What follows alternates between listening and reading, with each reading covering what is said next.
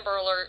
Be on the lookout for abducted children from Franklin County, Ohio. Oh, crap! The children were last seen at 1044 Olmsted Avenue, Columbus, Ohio. The suspect is unknown. The abducted children are Michael Simon, a 9-year-old black male, brown eyes, black short hair, approximately 4 feet tall, weighing 60 pounds, last seen wearing a white t-shirt and dark shorts. And King Wilder, a 3-year-old black male, brown eyes, black hair, approximately 3 feet tall, and weighing approximately 35 pounds. No clothing description. Possibly with LaShonda Dolores Wilder, a 32-year-old black female, 5'7", 220 pounds, last seen wearing a red head covering, black t-shirt, black pants, and red slippers.